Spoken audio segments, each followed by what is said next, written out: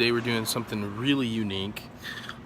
We are doing, I don't know, I guess really kind of like hidden cam.